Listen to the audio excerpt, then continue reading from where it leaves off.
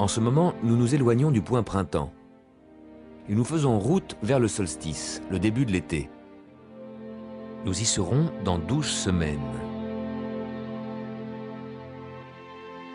Bientôt, ce sera la conjonction annuelle Terre, Soleil, Saturne. En 1997, Vénus arrive dans le même alignement. Cette triple conjonction est invisible. Tout se passe derrière le Soleil. Mais vous pourrez la voir ici, sur votre écran. Début 97, on voyait Vénus le matin, à droite du Soleil. En 3 mois, Vénus, proche du Soleil, plus rapide que nous sur son orbite, a fait tout ce trajet et se glisse derrière le Soleil. En début d'année, la Terre était ici et on voyait Saturne le soir à gauche du Soleil. Dans ces 3 derniers mois, Saturne n'a presque pas bougé. Mais nous avons parcouru le quart de notre orbite. Et voilà, on ne peut plus voir Saturne qui est en alignement derrière le Soleil. C'est caché par le Soleil qu'il traverse le ciel. Voici comment le balai planétaire nous amène à la triple conjonction. Vénus nous a dépassés, Saturne n'a fait qu'un petit bout de chemin, mais comme en même temps la Terre s'est déplacée, tout le monde se retrouve aligné. Saturne, Vénus, le Soleil et la Terre. La lumière du Soleil ne met que 8 minutes pour arriver jusqu'à nous. Le Soleil et les planètes sont tout près de nous, c'est notre voisinage. Avec les étoiles, c'est une autre histoire. Prenons par exemple Orion, une des grandes constellations visibles malgré la pollution lumineuse des villes qui fait disparaître la plupart des étoiles. Orion est composé de 8 étoiles principales. Imaginons qu'on regarde Orion non pas de la Terre, mais d'un autre endroit de l'univers.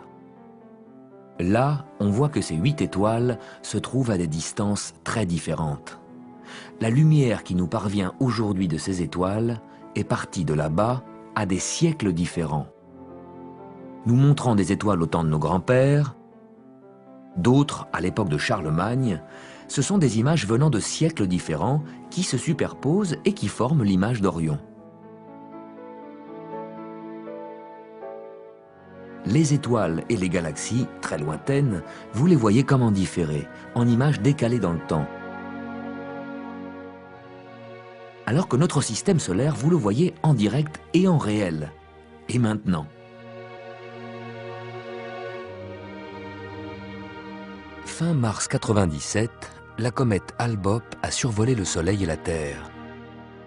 Peut-être est-ce une nouvelle comète qui nous visite pour la première fois, peut-être est-elle déjà passée près de nous il y a 3000 ans.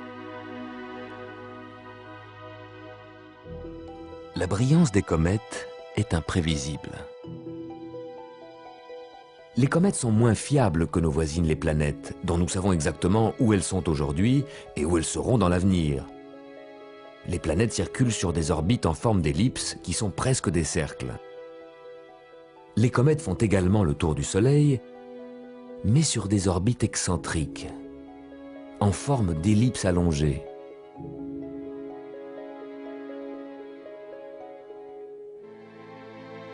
On compare les comètes à des boules de glace et de poussière. En s'approchant du Soleil, elles se réchauffent et elles éjectent d'énormes quantités de gaz et de poussière. Illuminées par le Soleil, ces matières éjectées forment la queue de la comète qui s'étire dans le ciel toujours du côté opposé au Soleil. Mais il est difficile de prédire combien de gaz la comète va éjecter, donc de savoir si elle sera plus ou moins visible. La comète Hale-Bopp vient de survoler le Soleil. Elle s'éloignera si loin qu'elle mettra environ 3000 ans avant de revenir près du Soleil. On pense que les comètes se sont formées en même temps que la Terre et les planètes, il y a 4,5 milliards d'années, dans la région des orbites de Saturne et d'Uranus. Ce sont des boules de glace et de poussière qui ne se seraient collées ni aux planètes, ni par exemple aux anneaux de Saturne. Puis les planètes géantes Jupiter et Saturne ont provoqué pas mal de perturbations et ces boules de neige sales ont été éjectées aux limites du système solaire, vers cette bulle lointaine appelée le nuage d'Oort, qui contient des milliards de noyaux de comètes.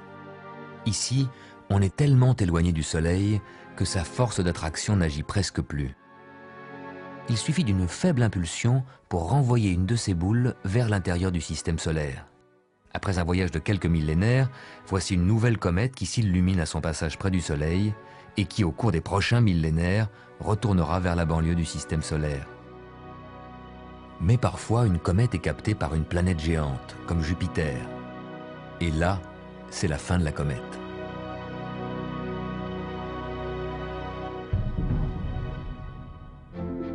Il existe une comète que nous connaissons depuis longtemps. C'est la comète Halley. Elle passe près du Soleil et de la Terre tous les 76 ans. Puis elle s'éloigne au-delà de l'orbite de Neptune. Ces passages nous donnent l'histoire en accéléré. 3 siècles avant Jésus-Christ, la comète est observée par les astronomes chinois. 11e siècle, elle brille pour Guillaume le Conquérant qui s'embarque pour l'Angleterre. 14e siècle, la comète inspire le peintre Giotto. À chaque passage, on observe la comète, mais on ne sait pas que c'est toujours la même.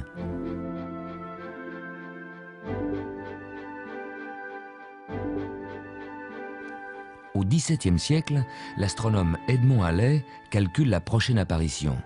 C'est pour dans 76 ans. Trop tard pour lui. Mais quand la comète réapparaît, ses élèves se souviennent et lui donnent le nom de Halley. Depuis, la comète n'a fait que 4 tours. Cela nous donne la mesure de notre système solaire. Les 76 ans que met Halley pour parcourir son orbite, c'est à peu près notre espérance de vie. Les plus jeunes d'entre vous verront passer la comète Halley en 2062.